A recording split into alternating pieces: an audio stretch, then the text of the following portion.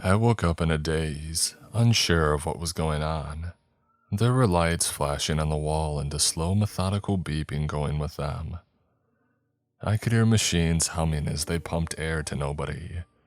Raising myself from the bed that I was on, I quickly realized I was sitting in a hospital room. The curtains drawn so that only a little bit of the streetlights outside came through, illuminating charts on the wall that had next to no meaning in my state of confusion. God, my head hurts. I realized quickly upon getting up that everything in me was sore, with no clue as to why. Think back. What was the last thing that I remembered? I don't know. There's just a huge gap where my memory should be. The last thing I remember is leaving home one morning, but even then I don't remember where I was going or anything after walking out the door. Was I in an accident? That would explain the hospital at least, and the massive amounts of pain in every part of my body. As I sat up, I caught my reflection in the dark window, sunken eyes reflected in the light. There was a little bit of stubble growing in on my face, hiding just how gaunt I looked. Jesus, how long had I been knocked out here? Maybe a nurse can tell me what's going on. I hit the call button on the side of the bed, but even after a few minutes of just staring at the ceiling and waiting, nobody showed up. It was oddly quiet for a hospital too. Even with the room door open, there was no hustle and bustle happening outside. No doctors or nurses going between rooms, or even just the chatter of people coming to visit other patients. It's like the place was deserted. An old analog clock on the wall read 3:22 a.m., so I wouldn't expect the place to be bustling or anything, but I don't know, there had to be someone, even now. Leaving my room made it apparent that deserted was an understatement. This place looked like it had been abandoned without notice. The humans who once kept it moving just snapped into thin air during the middle of their shift. Papers scattered around the hallway floor, computer screens covered in dust, old screensavers bouncing from border to border, and lights flickering as if the bulbs within were on their last bits of juice. Yet the power was on, so it couldn't have been abandoned for that long, right? "Hello? Is anyone here?" I shouted, hearing my voice echo down the hall. My only answer was the air conditioning kicking on, a slight hum running through the ventilation above as air was cycled through. Every step I took echoed down the hallways, with nobody around to tell me that I wasn't alone. Straight ahead of me at the end of the long hall, an elevator opened, light inside flickering ominously as the door let out a hollow chime. Nobody was inside, and I felt a sense of unease as I moved closer, not sure what to expect. Every muscle in my body was screaming out, telling me that I needed to just go back to the room and wait for a nurse or doctor or whoever might be here to show up.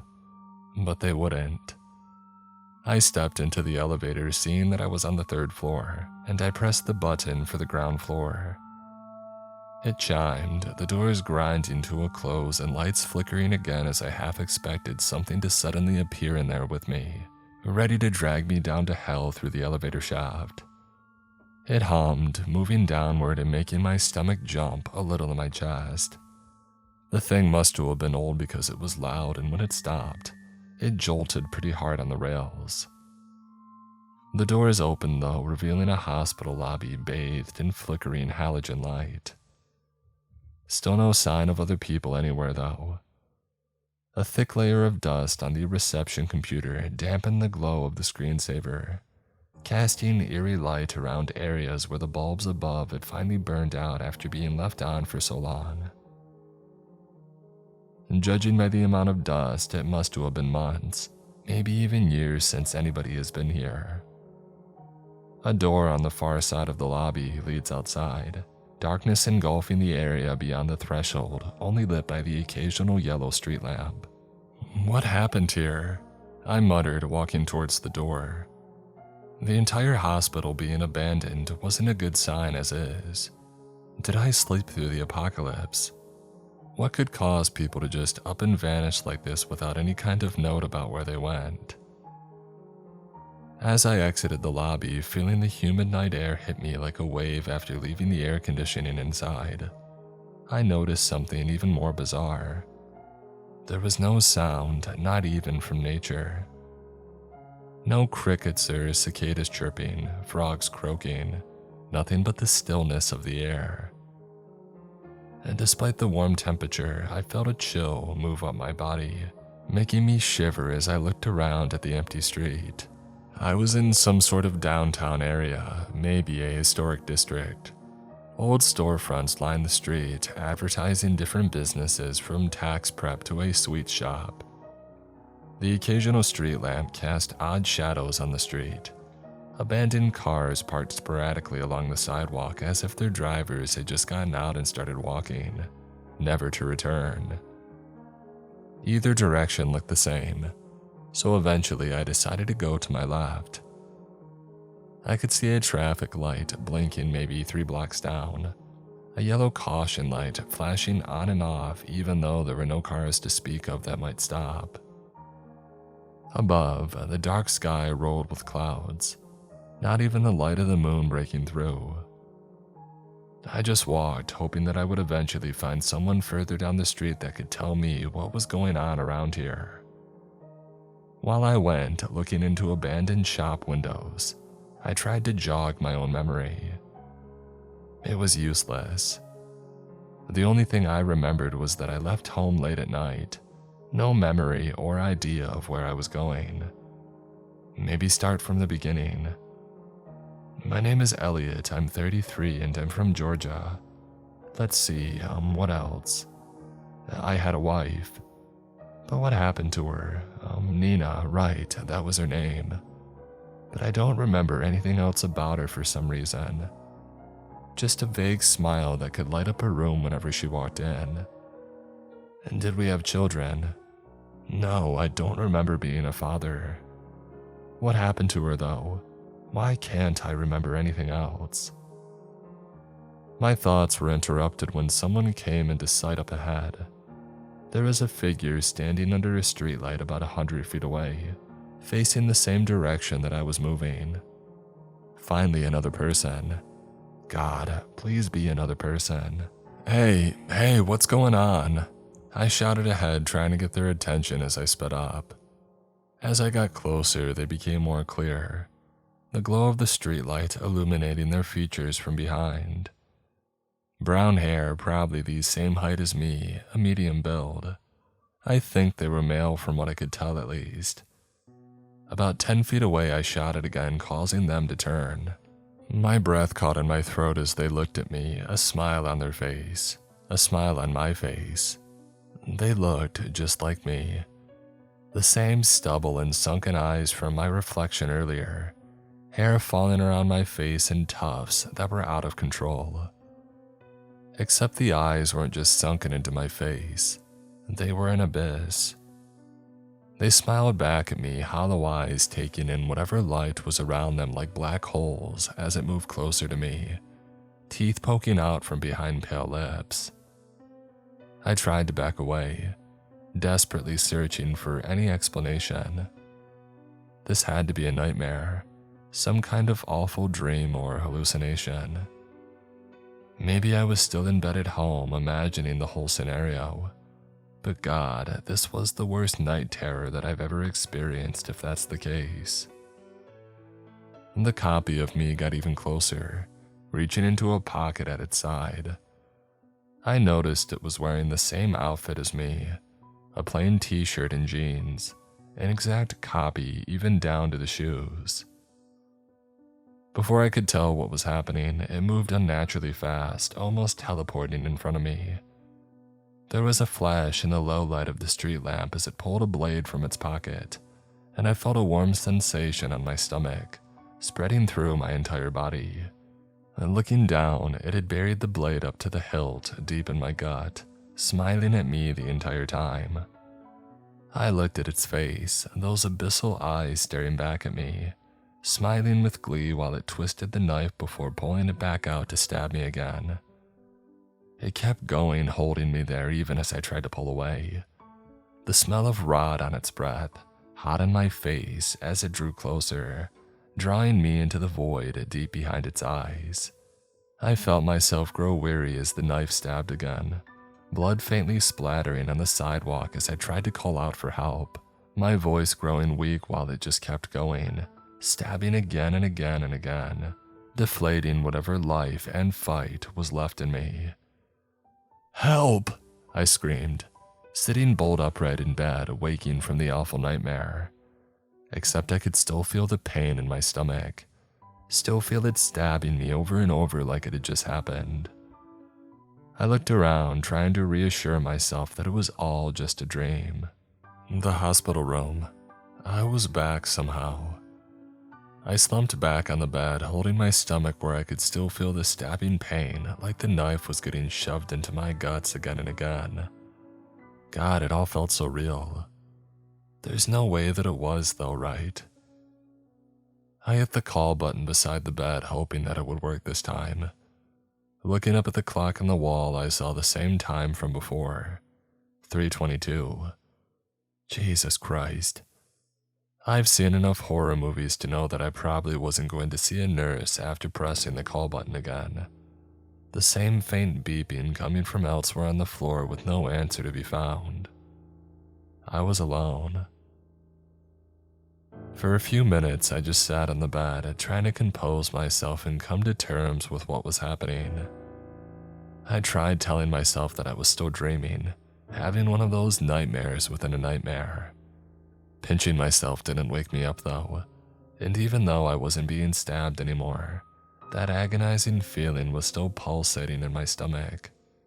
Whatever this was, it was real. I sighed, getting to my feet and tracing my same path through the hallway, past the deserted nurse's station, to the flickering lights of the elevator. Instead of going to the ground floor this time though, I hit the button for the top floor, thinking maybe that I could get to the roof and get some kind of view of the area around me. Maybe that would clue me into where to go next, if there was anywhere to go. The ride up was agonizingly long, but I don't know if that was real time passing or just my anxiety making it stretch on forever. It's like every hum or bump from the mechanism holding me activated fight or flight, terrified that whatever that thing was that had stabbed me was going to be waiting just outside the doors as soon as they had opened. I even instinctively backed up to the far wall when I did finally arrive at the top, just in case somebody out there wanted to grab me through the opening doors. When they finally opened to show that there was nobody there, I let out a sigh of relief without even realizing that I had been holding my breath. I don't know why, but somehow the hospital here seemed familiar. I stepped out into the hallway, seeing the sign on the wall directly opposite the doors, denoting this floor was dedicated to the NICU, and I turned to my left. Only a few seconds of walking and there was a staircase, situated beyond a red door with signs indicating a fire exit going down and roof access pointing upwards. The door was heavy, slamming shut behind me and making me jump as I went up the first couple of steps, hoping that it didn't send out a massive signal to the terrifying copy of me that I was still paranoid was lurking around every corner. My footsteps echoed loud as I climbed the stairs one by one, even trying to be as silent as possible. Finally though, I made it to the roof, opening the door to hear wind whistling through as the rooftop came into view. Only vague lights showed where the edge of the building was, casting an eerie glow inward as I found a brick to situate in between the door and its frame to keep it from closing all the way. Stepping out onto the rooftop made me shiver. Not necessarily from the cold, because despite the wind, the air was still humid and heavy, but because the sight before me was something that I didn't expect. I was maybe 10 stories up, but the surroundings of the hospital were so dark that it was hard to make anything out down below. Most of the hope I had to get a layout of the area was dashed almost immediately, as I could barely see a few streetlights every couple of blocks, and that was almost it. Moving to the other side of the roof though, I spotted a brighter light in the distance, And after focusing for a moment, I realized that things might have the potential to get even worse. Maybe 10 miles away, a fire was blazing across the land. I couldn't make out what was going up in flames, but it covered a large amount of the horizon, stretching as far as I could see in either direction like a massive wall, billowing dark smoke into the sky that mixed with the clouds, choking out any light from the moon and stars that may try to penetrate towards Earth. I gotta get out of here, I whispered, moving back towards the door and pulling hard on the heavy metal.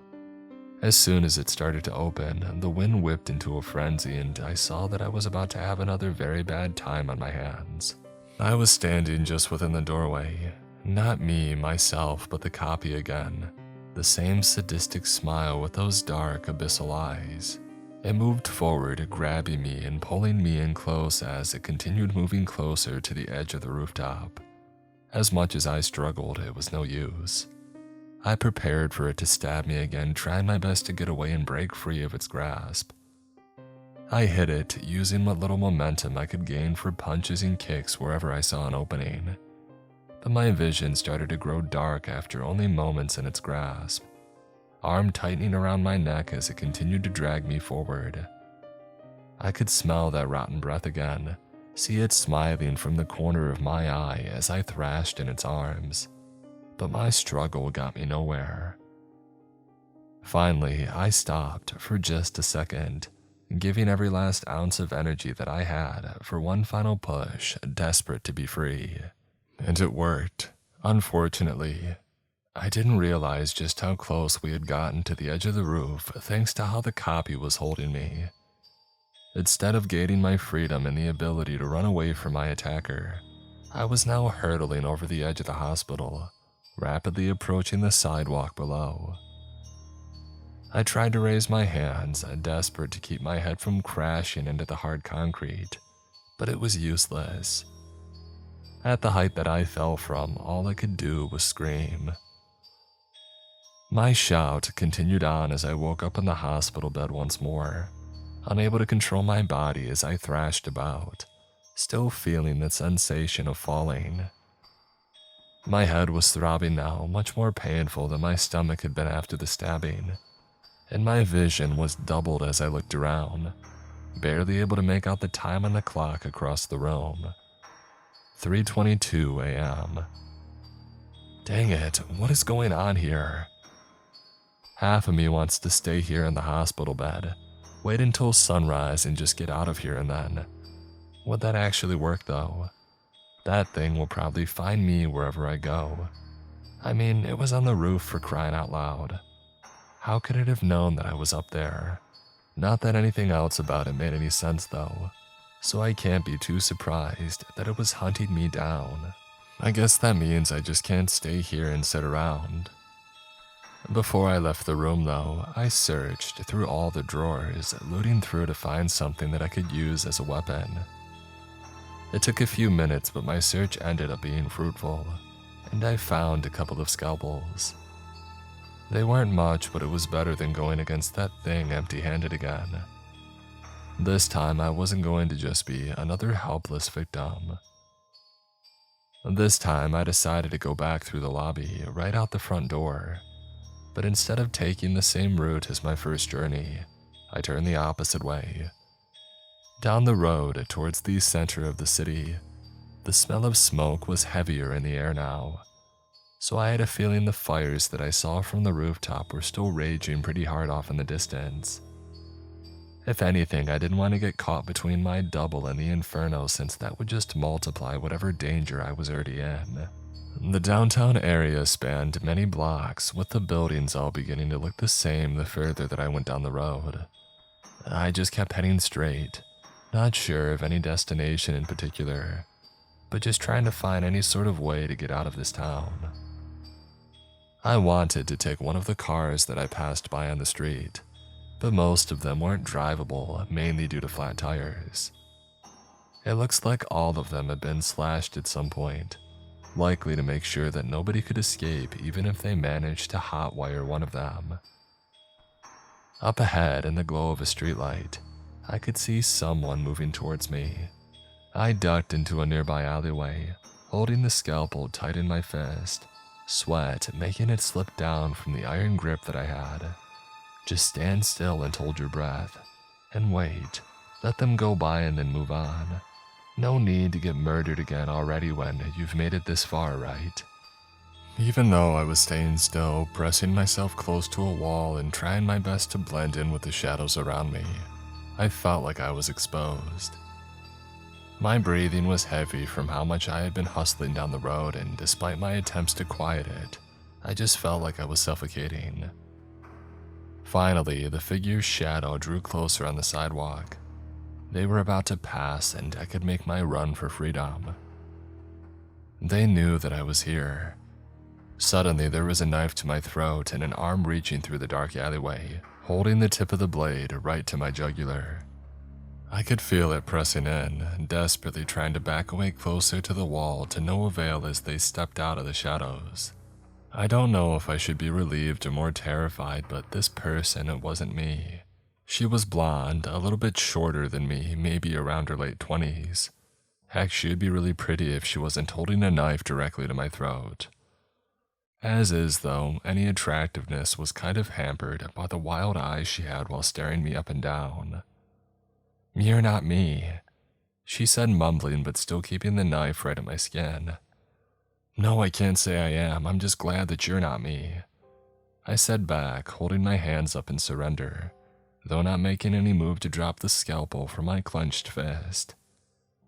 The knife point dug closer into my neck as her hand began to tremble, drawing a little bit of blood. "You mind putting that down, though? It kind of hurts." She lowered her weapon, looking at me with something mixed between relief and fear, though leaning more towards the latter. "So, you know what's going on here?" I asked, unsure of where to start. She simply looked at me again before checking the street in either direction, making sure that nothing was coming our way. "How long have you been here?" she asked me, walking into the alleyway and grabbing my arm and dragging me along. I can't really say. Time doesn't seem to work the right way," I reply. "Well, you're right about that," the woman says, opening a door in the alleyway and poking her head in. Deciding that it's close enough to save, she enters and motions for me to follow her inside. As much relief as I feel about not being alone here anymore, I don't let go of the scalpel, knowing that this could be some more weirdness ready to kill me at any moment. I've been killed 26 times so far. How about you? 26? Jesus Christ, how? I've only been killed twice. Though all things considered, I don't think that I've been here too long, I said, looking around the building that we had just entered. It looked like an old restaurant, and we had entered through the back way into the kitchen. The grills and fryers around us looked like even before they had been abandoned, they hadn't been cleaned in years, with massive buildups of grease and gunk all over the place. There was something leaking from one of the vent hoods, a dark brown liquid that I wasn't too keen on getting close to. "It hunts you no matter where you go, and no matter how much you run, it's always going to find you," she said, sitting down at one of the tables in the main lobby. "We can't stay here for long. I don't know if it can come after both of us at once, but if it can, well, we're both screwed." "What is it?" I asked, sitting across from her and finally setting the scalpel down. The pale lights of the dining room highlighted the shadows on her face, showing a tired woman who had been through way more than she should at her age. Long, hard lines almost looked like they were drawn on, and the stress didn't look like it was going to stop anytime soon. "I wish I knew. Might be easier to fight back against it if I did," she muttered, putting her head in her hands. "I'm Jess, by the way. Not that I expect us to be together for long." "Elliot," I said, offering a handshake that she only glanced at, refusing to let go of her knife. "Well, if we're not going to be together long, probably good to share what we do know. So you wake up in the same place every time that you're killed?" "Yeah, in an old school on 4th Street. I always wake up on a cot in the nurse's office," she replied, studying me intensely now. 1:15 a.m. every time. I'm in a hospital, 3:22 a.m., I said, offering up what I could. Have you seen the fire? Yeah, that only appeared about 10 cycles ago, I think, she said. I started smelling smoke. I got to a rooftop to look, and it's only gotten closer every time. If I'm right, it's going to start taking over the town after a few more deaths. Great, so we're on a timer. I sighed, putting my head back and rubbing my eyes. Wonder how we get put back in place every time it kills us. What's the room number that you wake up in? Jess asked me, her eyes now lighting up with ideas. I can try to be there before you wake up and see if there's anything that can be changed.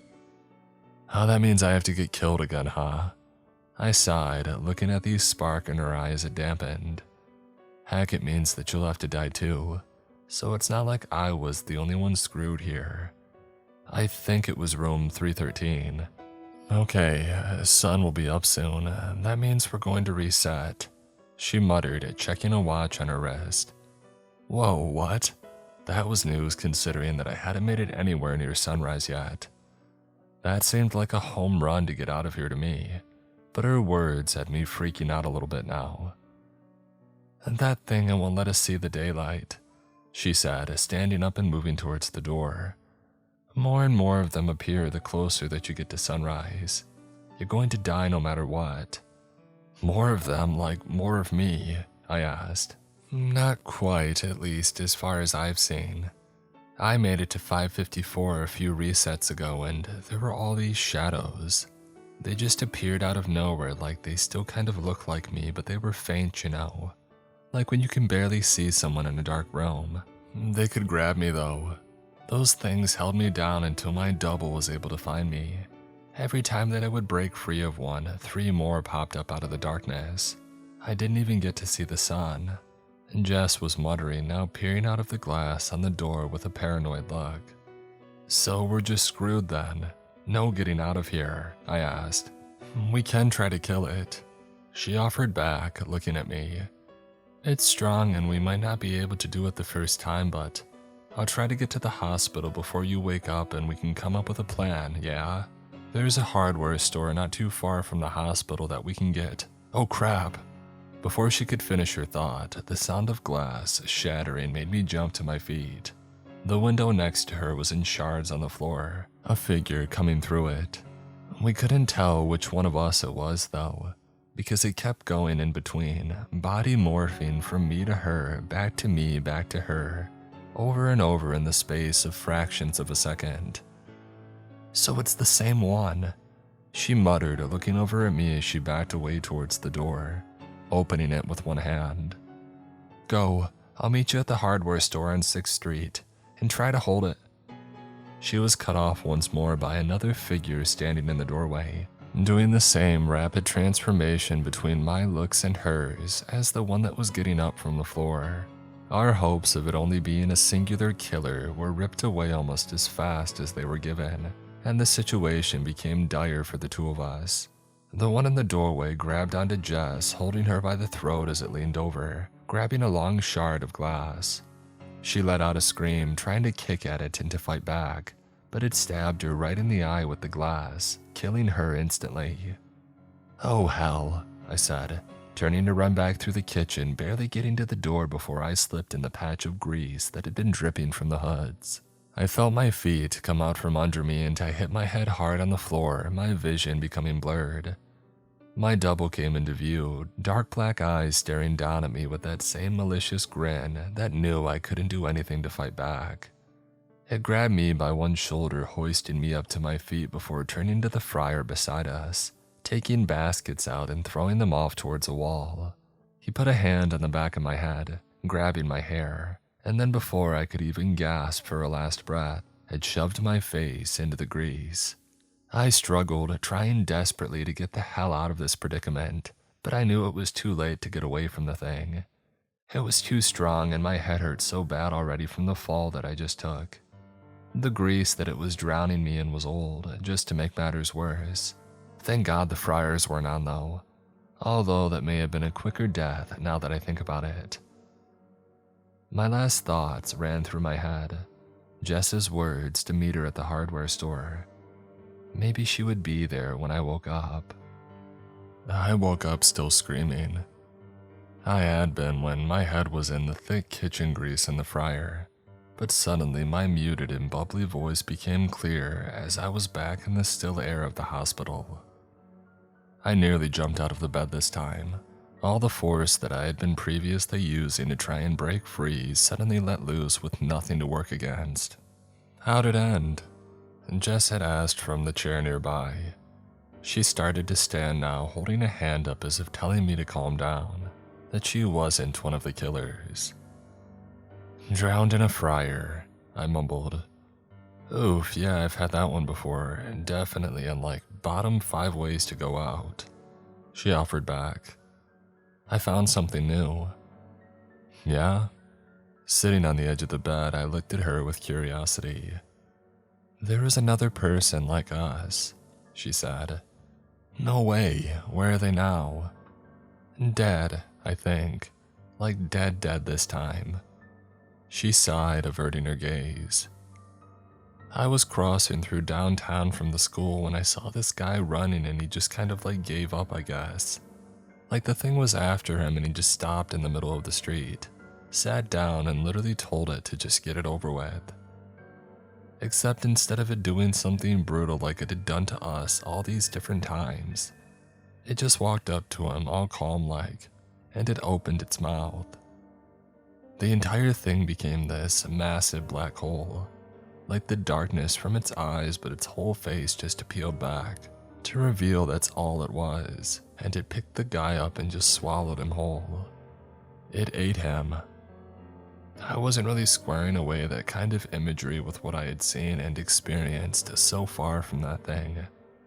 Not going to lie, that just seems way too chill for everything that we've gone through. Oh, I know, but like I said, I think that's like a final kind of thing. I've seen the occasional person running around and getting killed by that thing from afar, but never like that. I don't think he's going to be able to come back from that. Was it because he gave up? I wondered, not necessarily for her to hear, but just out loud. No idea, honestly. It could be something else. There's really no telling, she shrugged. Well, you still want to try the hardware store then? Maybe we can kill them and figure something out from there, I asked, standing and stretching out. My head was killing me and the rest of my body wasn't in great shape either. It's like every single wound that I had sustained from the past few nights was still lingering, making sure I didn't forget the pain that was waiting for me if I let that thing get to me again. Yeah, let's go, she said, nodding. We both headed for the door, making our way out of the hospital without incident. Jess led the way, both of us taking each other's company as a comfort and trying to watch any blind spots that we may have. I know she's already been through a lot, but maybe, just maybe, we can be the other one's ticket out of here if we play our cards right. Down the street, through alleyways, we walked for what seemed like hours, but really it was only minutes. So, you haven't seen a gun shop or anything else around? I asked as we went. No, sure would make things easier if I had though. Imagine just being able to blow that guy back instead of just trying to stab it. Maybe I wouldn't have died so many times, she replied. You've said that you've seen others too, besides just that guy. I was curious now, wondering what more she could know about this place that I didn't. Well, on occasion, though usually they're in the middle of being hunted down by their own nightmares. You're the first one that I've actually been able to talk to, Jess said, looking back at me with reassurance. Maybe we can figure out what's going on with them and get them help once we're out of here. If we can get out of here, I grumbled, now wondering how much the odds were stacked against us. If there were multiple people running around in here and enough of those things to go around, it didn't sound like there was much of a chance of making it out. A sign came into view. Kai's Hardware, our destination. So, do you have a plan? I looked to Jess as we stood in the doorway, hoping that she had come up with something already. If not, we didn't have much time to get our stuff together before the doubles come knocking. "You ever seen Evil Dead?" was all she responded with before breaking the glass on the door, reaching through to unlock them before pulling it open. We found what we were looking for relatively quickly, an entire line of chainsaws.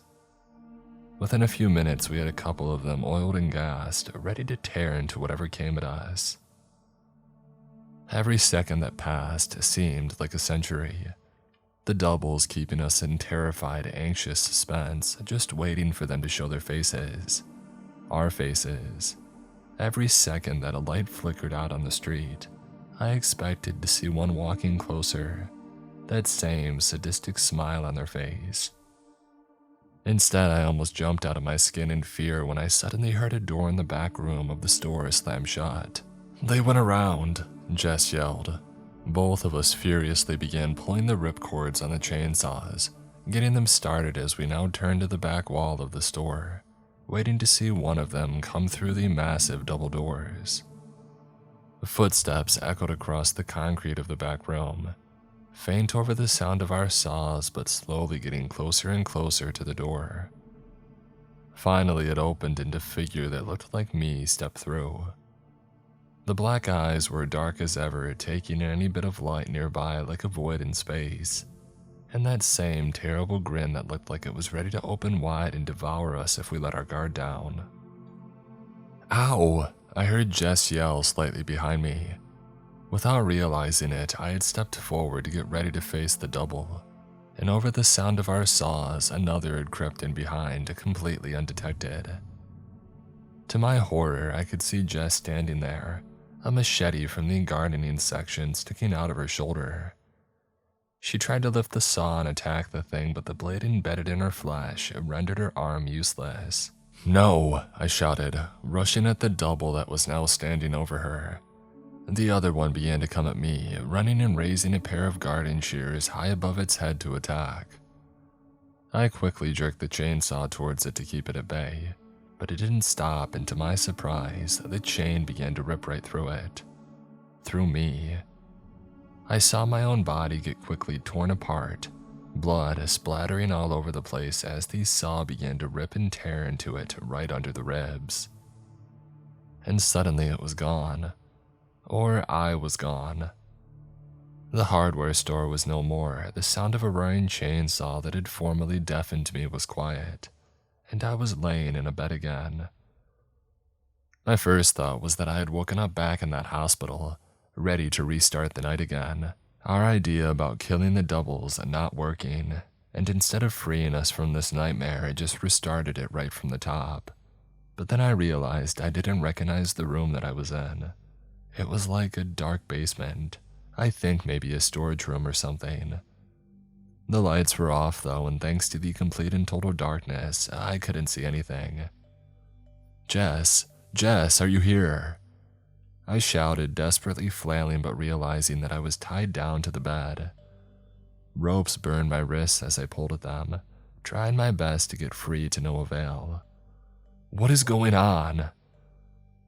Oh God, think, Elliot. Did something happen between killing the double and waking up here? Did it manage to recover and get me or something? There has to be some explanation for how I managed to get all the way from the hardware store to a stupid bed in a pitch-black room. "Oh, you're awake." A voice came out of the darkness. A thin plate of light cut through as a door was opened. Someone stepping in.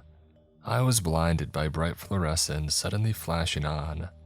My pupils were rapidly trying to dilate to keep up with the amount of lights that were now flooding them. "So, how was the therapy?" "Therapy?" I stammered out.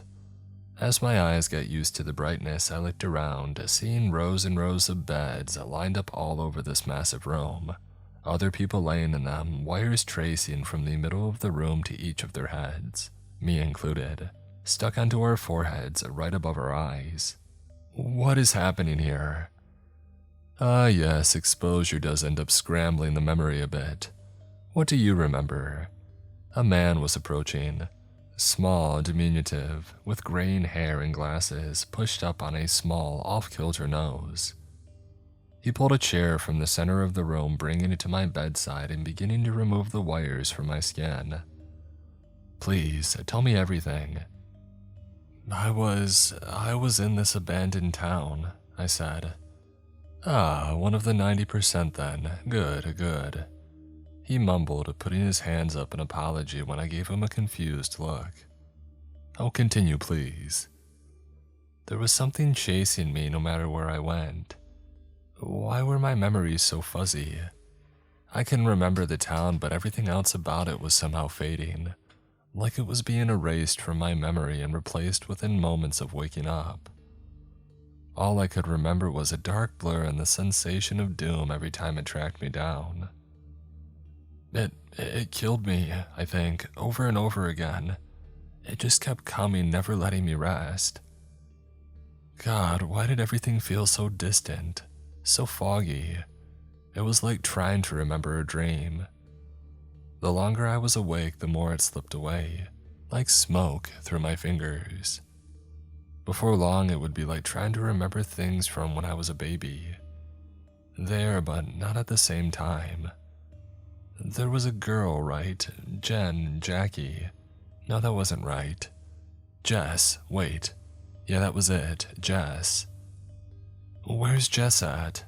I asked, to his surprise. Jess? Jessica, is that it? He asked, standing a little and gazing around the room at the dozens of others laying on beds just like mine, wires tracing to a pillar in the middle of our strange configuration.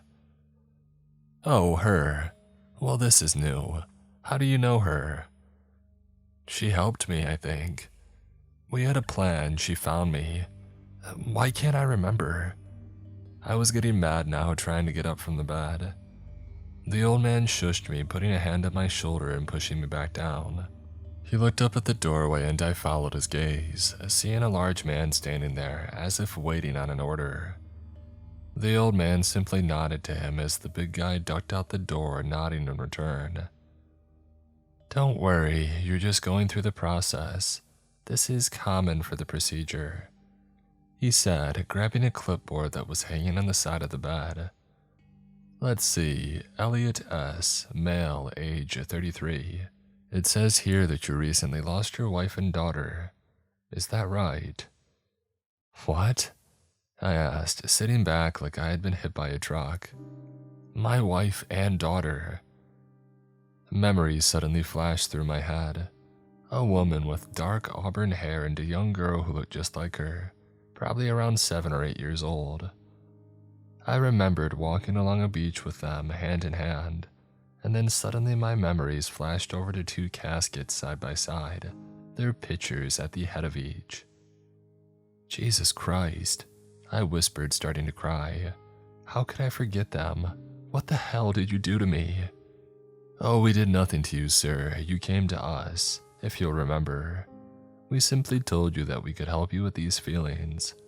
Considering that you're awake now, it must have been a success. God, my head hurts.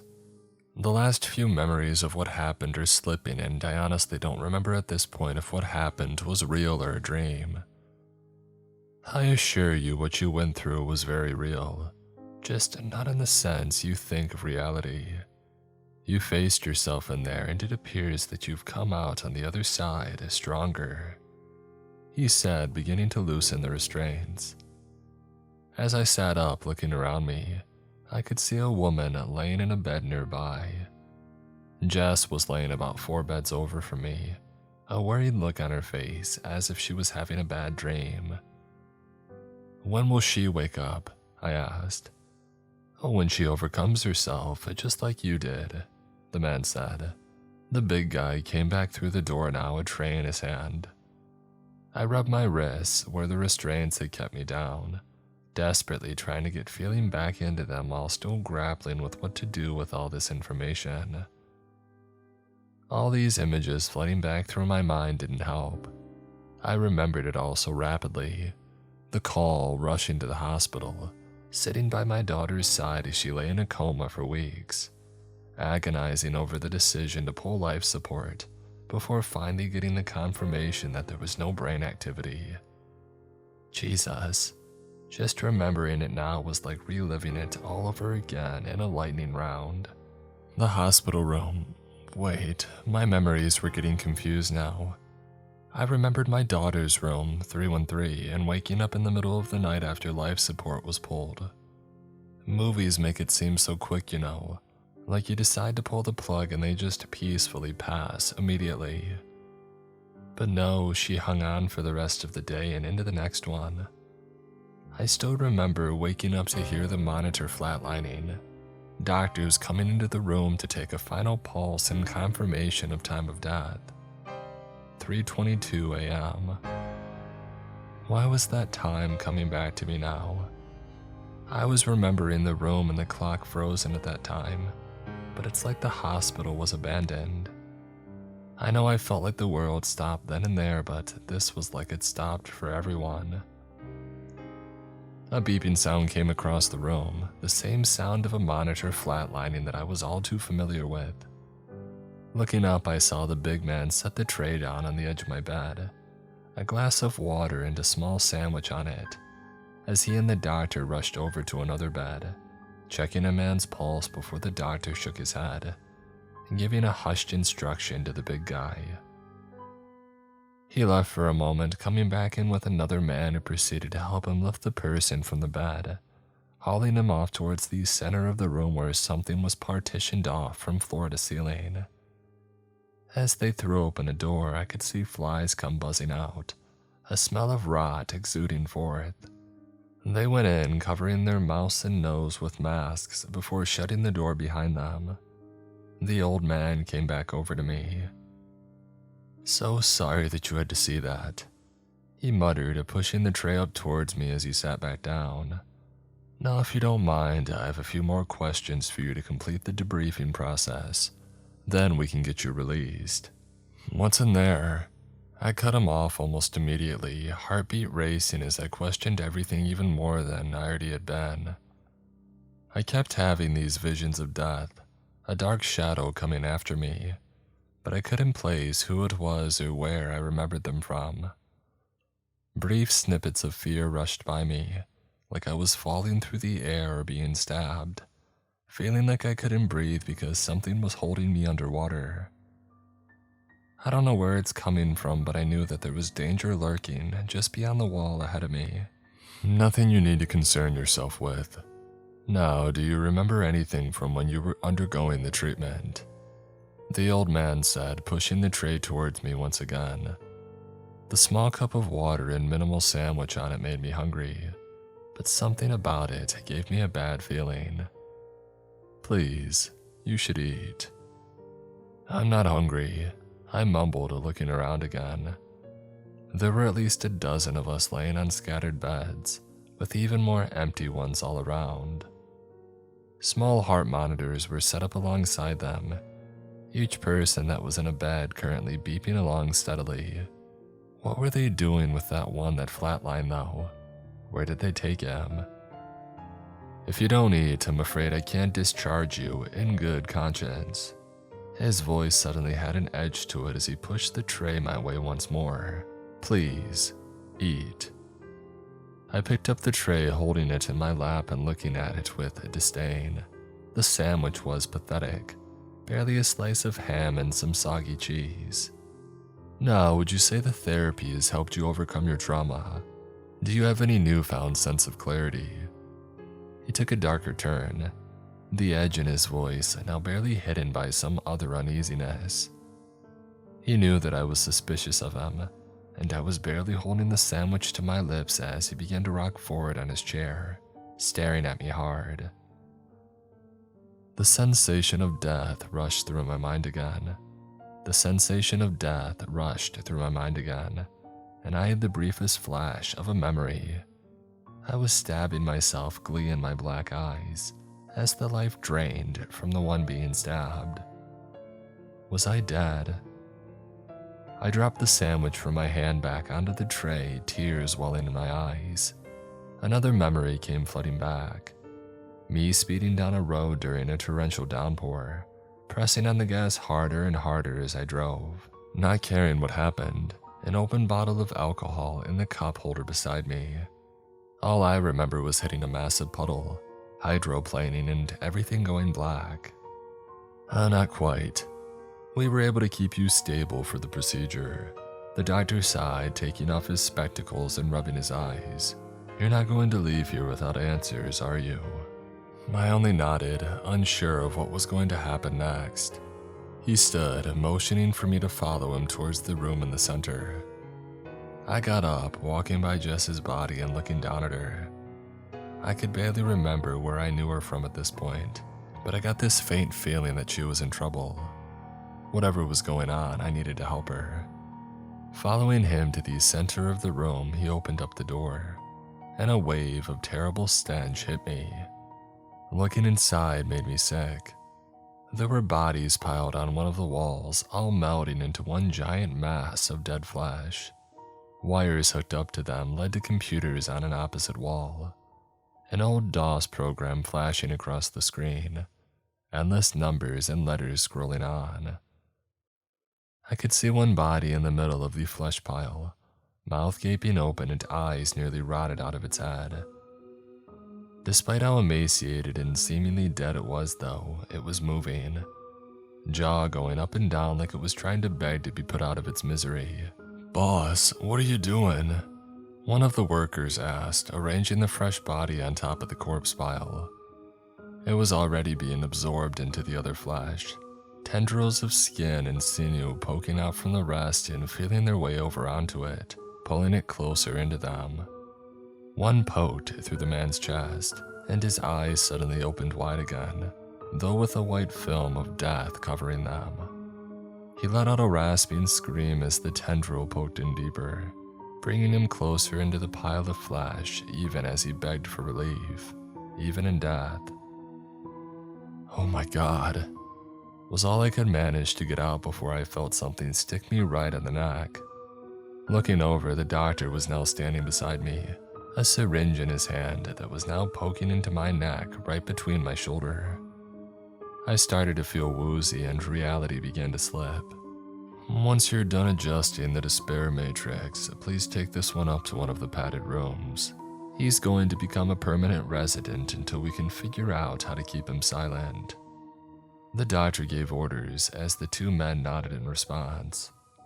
I would like to observe him and see what strides that we've made with survivors, but I fear it won't last very long. Find out about his next of kin as well, please. The world faded to black as I fell to my knees, hitting the floor hard. I keep waking up in the same padded room, unable to get out, unable to move. They have me in a straitjacket. Someone comes in every so often and spoon feeds me, cleans up any mess that I make, but I don't think I'll ever get out of here. At some point the doctor comes in. I don't remember why I'm here anymore in the first place. I tried to make a break for it the other day actually.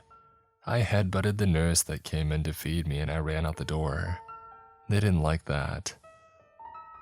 After they got me back under control, they put me under a sedative again. The doctor came back in, made a little marking under one of my eyelids, and then they wheeled me off into an operating room. Under the bright light, I could see the sharp pick that they brought out. A little bit of numbing spray was all they gave me before using a small hammer to push it up into my cranium, pulling out a little strand of bloody good when it came back out. I still miss my wife and daughter sometimes, but I don't feel much anymore. That thing down below is still there, I'm sure. They'll probably add me to it one day. Maybe then I'll find out more about what it is. Until then, though, it looks like I just get to sit here. Maybe it's not so bad. They've given me television access in the past couple of days. I can watch shows again and numb the passage of time. The funny thing about all this, I really can't feel like I want it any other way now. All my worries are gone. No thinking about taking care of my family, no financial concerns, not having to be in the rat race constantly. Everything is fine.